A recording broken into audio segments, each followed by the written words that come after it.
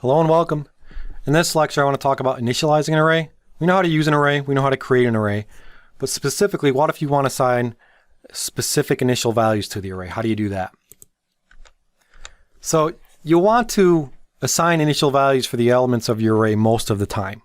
The reason that you want to assign initial values to an array or even to variables is because it makes it easier to detect when things are going wrong.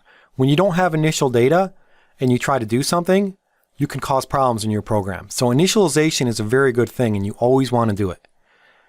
And using an array, there's many elements in an array, and so there's a specific way that you can initialize those elements. There's different syntax that you can use. But initialization is a good thing and you always want to do it. I wanted to quickly talk about how you can do an array because there's different ways to do it. So just as you can assign initial values to variables, when they are declared, you can also assign initial values to an array's elements when it is declared. To initialize an array's values, you simply provide the values in a list. The list is separated by commas and the entire list is enclosed inside a pair of curly braces. It looks something like this. Here we're creating an array named counters. It's of type int. It has 5 elements. And then what we're doing is we have the curly brackets and we're not using any indexes in here. You'll notice that we just have numbers separated by commas. What this is doing is it's setting all 5 elements in the counters array to 0. Each of the elements are 0. If we have another array and we name this array integers and it's also of size 5, and then we have in our curly braces after the assignment operator 0, 1, 2, 3, 4, what that is doing, it's assigning the first element in the integers array to 0, the second element to 1, the third element to 2, the fourth element to 3, and the fifth element to 4. It's nice syntax where you can immediately initialize the array right when you declare it by just providing numbers separated by commas inside brackets, and you want to do this. It's also not necessary to completely initialize the entire array. So in those 2 previous examples, we initialized all 5 elements of an array of size 5. Well, what if you only want to initialize some of the values? If you provide initial values that are not equal to the size of the array, then the remaining values are set to 0. Okay, so if you do something like this, where you have an array called sample data of type float, it contains 500 elements. But in the curly braces, all you see here are 3 elements. What this is going to do is it's going to initialize the first 3 values of the sample data array to 100, 300, and 500.5. And then the remaining 497 elements are going to be 0. So you don't have to specify everything. There's also this concept of a designated initializer. This was introduced, I believe, in C99. It's a nice little feature that where you can pick and choose your elements that you want to initialize. It's not supported. I think in C99 they added it, and then in C11 they made it optional. So depending on what compiler you have, you may or may not be able to do this. But I want to mention it because it is somewhat common. Some compilers will not allow you to do this after C99. But it's cool because you can actually just pick and choose. So you can enclose an element number in a pair of brackets and then specify the array elements that can be initialized. And you can do it in any order. So here's an example. Again, we have our sample data array. It's of type float. It's going to be 500 in size. But here, inside of our curly braces, we have additional indexes. We have our brackets in 2.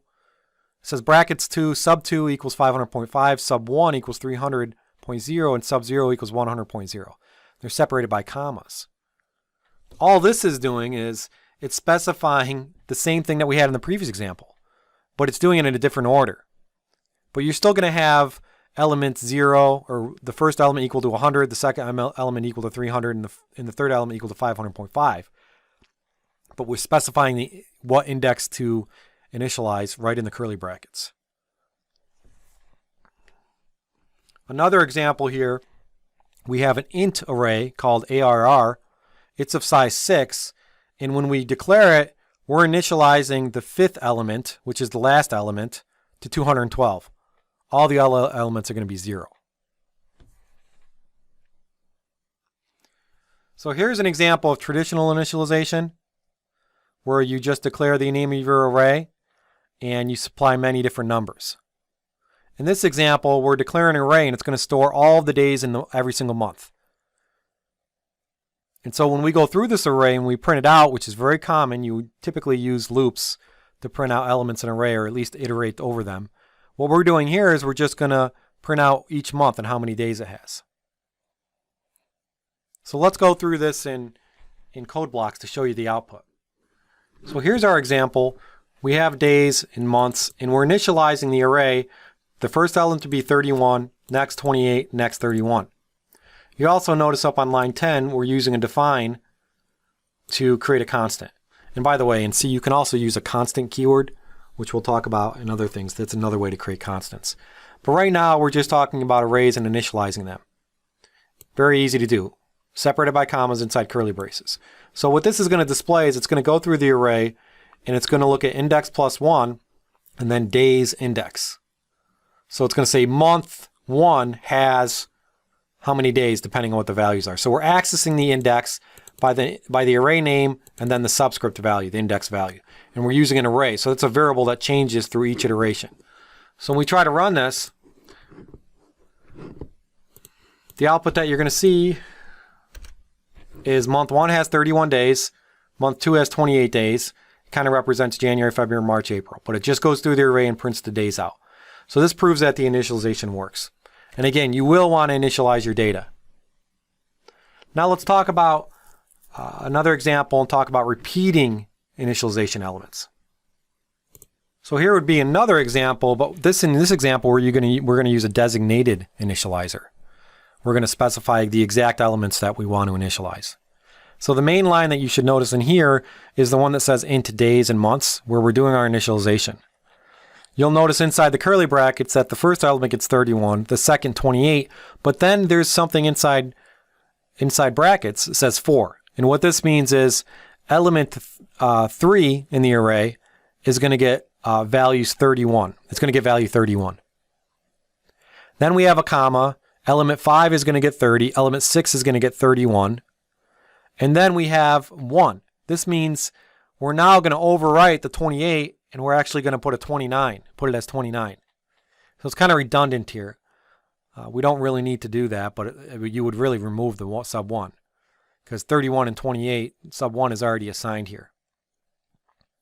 But it looks like we're saying it can also be value sub 1 can also be value 29. So this is just using the designated initializers.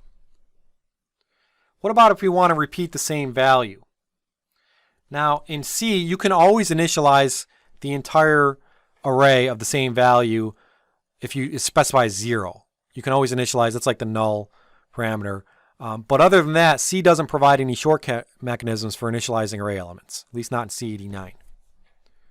You may see in C11, again, where you can initialize the same value to the entire array just using the brackets with no subscript, just the number. But right now in C89 and C99, there's no way to specify a repeat count. There's no way to say all the elements of this array should be the value 55, for example. So if it were desired to initially set all 500 values of the sample data to 1, all 500 would have to be explicitly assigned, which would be a big pain in the butt. So what you'll end up doing is you'll just put them inside of a loop. Easiest way to iterate through an array, use a loop. Well, here's a quick example of how you can initialize all the elements to the same value. In this case, though, we're initializing the first elements to 0, 1, 4, 9, and 16. So this is really just initializing all the remaining elements to a value. Elements, essentially the 6th element to the 10th element using index 5 to 9. So that's what this for loop is doing. The first for loop is saying that we're going to initialize elements from 5 to 9 to be I times I. And then the second for loop here, it should be indented. It's harder to read. The second for loop is actually going through the entire array and just displaying the data to show you that the last 5 values were actually initialized. So whenever you want to repeat the same value or initialize to different values, just use a loop. Again, initialization is important. You will want to initialize So make sure that this syntax is second nature for you, because we will be using arrays quite a bit in C.